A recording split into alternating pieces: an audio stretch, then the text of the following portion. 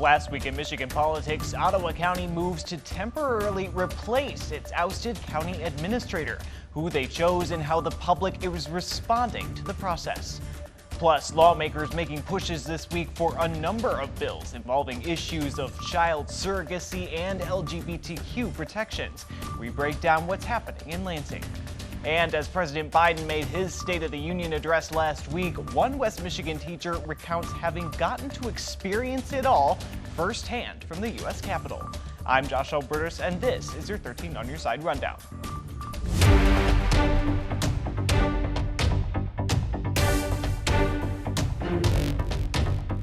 $15 million new jobs in just 3 years. Unemployment at 50-year lows.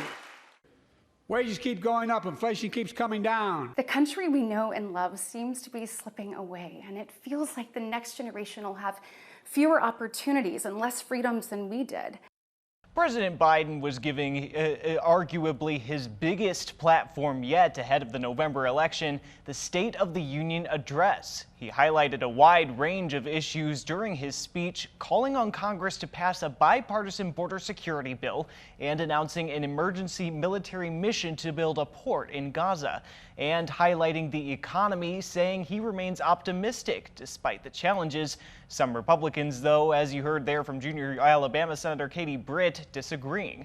One West Michigan teacher saw the president make that speech in person last week, surprised with what he calls the trip of a lifetime. 13 on Your Side's Nate Belt has that story. As Matt Friesman will tell you himself, he's a U.S. history nerd. The State of the Union is literally a night that I look forward to every single year. Sitting in his East Kentwood High School classroom on Monday afternoon, he's reliving being a part of American history himself. It was quite a thrill. A guest of Congresswoman Hillary Scholten's at the very event he looks forward to each year, the State of the Union. An unexpected invite for the man named 2023's National History Teacher of the Year. I think that's probably what put my name in the ring. But an invite he was honored to accept. Friesman specifically teaches his students about the address every year through a game he created. State of the Union bingo. Encouraging the kids to not only watch, but focus on the speech, and even teaching the Congresswoman along the way. Congresswoman Scholten also took a bingo chart, so we got a selfie together. Friesman sat in the balcony as President Biden gave the address, thrilled to hear him mention teacher wages. That was pretty cool to hear the president talk about education and the importance of supporting students and families and also educators. But it was another politician that left him starstruck. Maxine Waters blew me a kiss, which might have been my highlight. That was pretty great. While the bingo space that included spotting him in the crowd was left unmarked. No one saw me on TV. They were kind of mad at me. They were like, we thought you were kind of important, but you didn't even get on TV. He says the experience is one he'll nerd out about forever. It was really a thrill of a lifetime, the absolute honor of a lifetime. In other news on Capitol Hill, the U.S. House voted to ban the social media platform TikTok in the U.S. unless it is sold. Some of those voting for the bill were right here from West Michigan. Those in support are largely saying it's a matter of national security, while some opponents are saying they don't believe it. The bill, if passed, would say to TikTok's Chinese parent company either give up ownership of TikTok or it will be banned in the U.S. due to possible national security risks. The move would ban what it calls foreign adversary-controlled applications, but specifically mentions TikTok. The platform would be barred from being offered on U.S. app stores and internet hosting services unless TikTok separated from its parent company ByteDance within 180 days of the bill being passed. Some lawmakers are arguing the company is beholden to China, which could gain access to user data. The House voted 352 to 65 to pass the bill. Both support and opposition were bipartisan. According to the AP, some detractors saying they aren't convinced TikTok is a security threat. Michigan Congresswoman and Senate candidate Alyssa Slotkin, however, was among those who voted for the ban, alongside every other Michigan representative who voted. Slotkin explained why she did so. We've gotten a ton of calls, just like every congressional office that I know of, from kids as young as 9, calling us and saying, please don't ban TikTok. No one wants to ban TikTok. We just don't want the Chinese Communist Party to have access to millions and millions of individual data sets from our citizens. The AP reports that TikTok has denied providing user data to the Chinese government, but that ByteDance did disclose in 2022 that 4 employees had been able to access geodata of journalists and people connected to the company when searching for a company leak. The bill now heads to the Senate. If it passes through Congress, President Biden has said he will sign.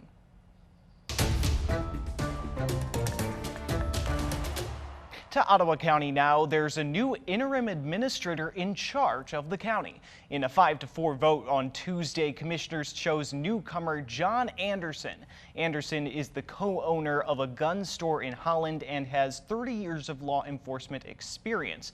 He was chosen over 3 other candidates and replaces John Gibbs, who was fired last month. 13 on your side's Jeremiah Brown has details on the decision and those who are criticizing what they say is a lack of transparency. It is in the best interest to have a non-current staff member come in from the outside to fill this interim role of county administrator.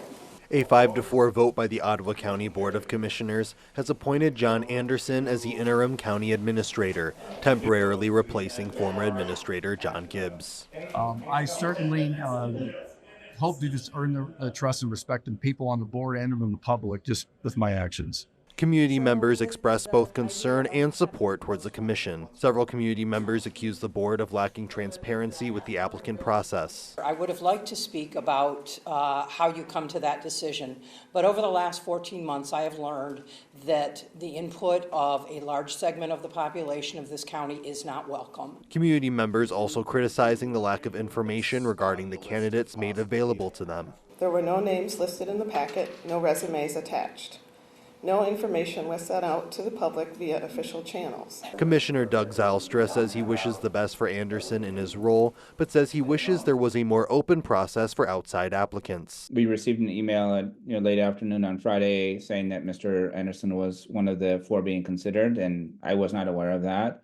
I was not made aware that we were looking for outside applicants. In a statement, the board says it appointed Anderson after listening to input from staff and community members, prioritizing experience in county-level government, proven leadership qualities, and administrative leadership. There were 3 other candidates who had already worked within the county government. Anderson has not worked for the county, but has 30 years of law enforcement experience in California. Also in Ottawa County, the race for Michigan's open U.S. Senate seat has gained its newest contender, as one of the Ottawa County commissioners has announced she's throwing her hat in the ring. We sat down with Commissioner Rebecca Curran to find out why she's running and what she's telling voters amid a crowded GOP field. I feel like that America that I used to see has been lost. The high-stakes race for Michigan's open U.S. Senate seat has its newest contender, as Ottawa County Commissioner Rebecca Curran has announced she will aim to take the job. I feel like our country is incredibly divided right now, and we need someone who can kind of come in and listen to people, find our commonality, and help bring the state and the country together. Curran is stepping into a crowded field for the Republican nomination to replace outgoing U.S. Senator Debbie Stabenow, a field that includes multiple former members of Congress. Elected to the board in 2022, Curran portraying herself as a D.C. outsider to draw a contrast to a Washington she believes is broken. People go in with good intentions, and they often become institutionalized by the system of D.C. I'm exactly the opposite of that. I have a fresh perspective. I know what I stand for. I know what I'm rooted in. The issues she'll stand for in the Senate if elected, she says, are based on what she's heard from voters. Listening to the people, I can tell you the border is the #1 issue, coupled right there with the economy.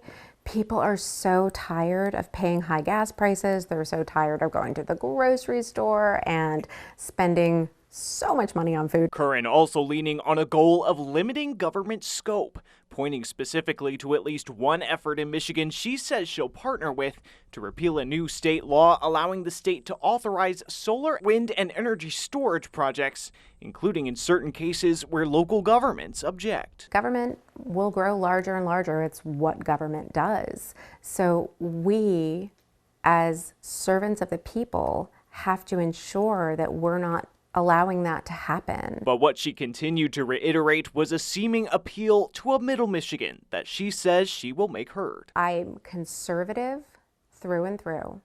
That will not change. I will absolutely vote my values. But when you vote your values, there's this idea that you can't love someone else because they don't agree with you. And I don't believe that. At the state capitol, an effort is underway to overturn Michigan's 36-year ban on surrogacy contracts. Proposed legislation would roll back several restrictions and allow couples to pay a woman to carry their child to birth. We walk you through the proposed changes.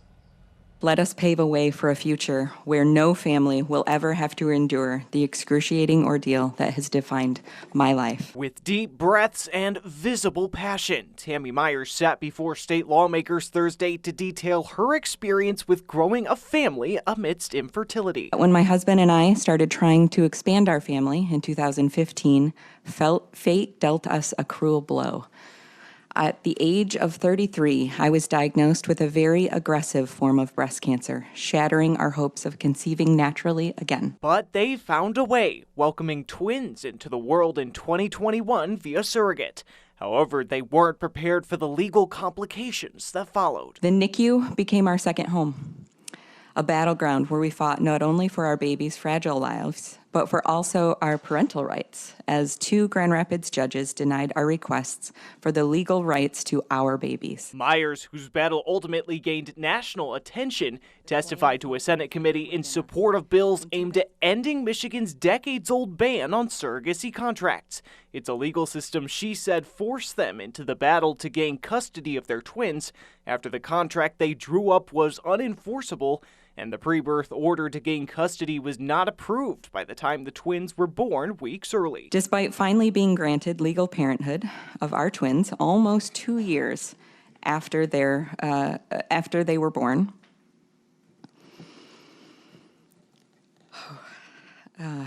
our wounds from this situation remain raw, casting a long shadow over the cherished memories that we missed. The 9-bill package would provide guidelines for who would be considered the parent or parents of a child born through surrogacy agreements and would allow for those agreements to include compensation. Opponents of the package drawing issue with that provision, saying it would disregard the worth of the children. Of significant concern is the legalization of surrogacy contracts and allowing compensation in exchange for a child.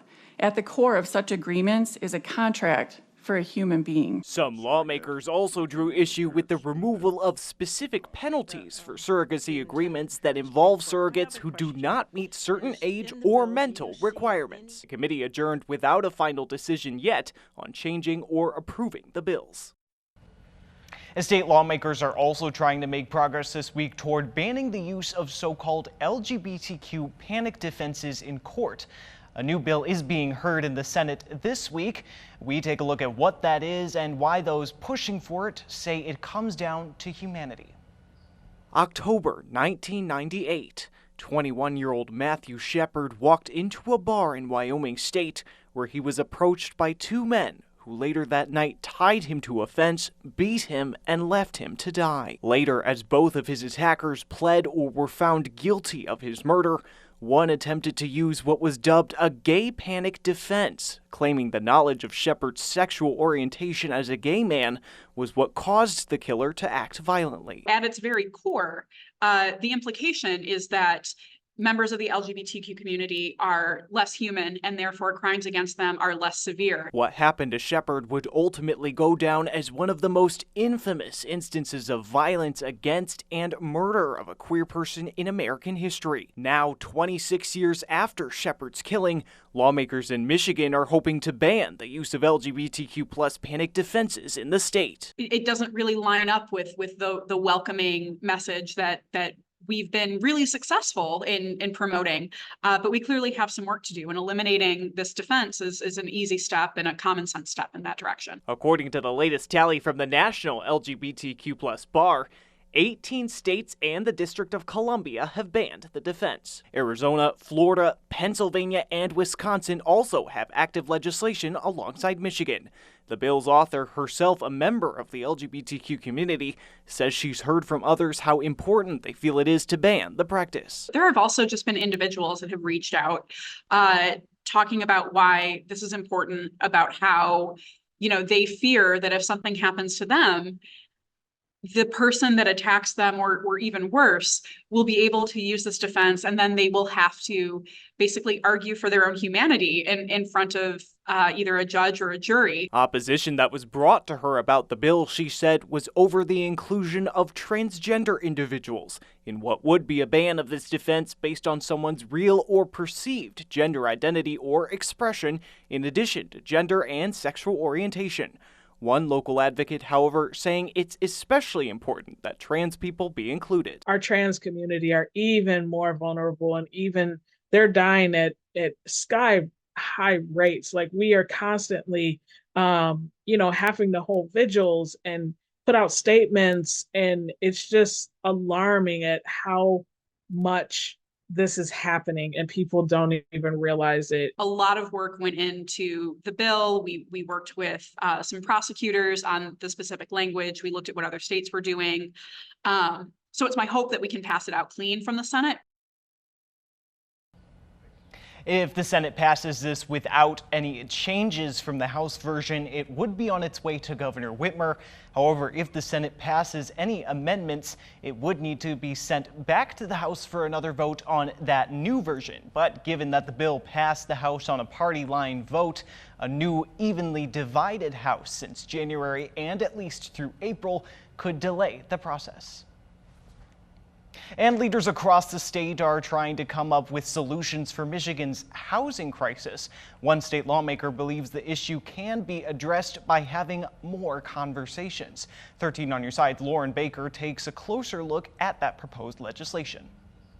The housing crisis is real, and I think that we all feel it. As the housing crisis continues in the state, leaders are trying to pitch ideas to help stop it. Recently, Representative Christian Grant introduced House Bill 5557. The bill sets out to change the language of the Michigan Planning Enabling Act to add housing as an interest planning commissions need to consider when developing plans for the future. So, not saying that people are not currently doing that, but we do have in some cases where housing is more of an afterthought, right? So there are other parts of the planning process that are being decided upon, and then by way of that, decisions are being made about housing that may not be as intentional as they should be. She says by doing this, it could lead to an increase in housing because leaders that create things like master plans could take into account how much housing a city currently has and how much more it could need as it grows. She also says it could lead to leaders focusing on the type of housing the city actually needs. We hope that people get really down into the nitty-gritty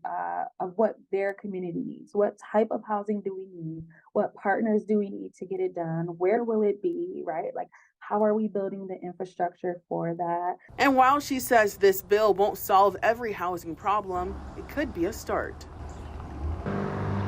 And that's the rundown for your week in Michigan politics. Be sure to keep up with all the top political stories of the day, both on air and online at 13onyourside.com. We'll see you next week.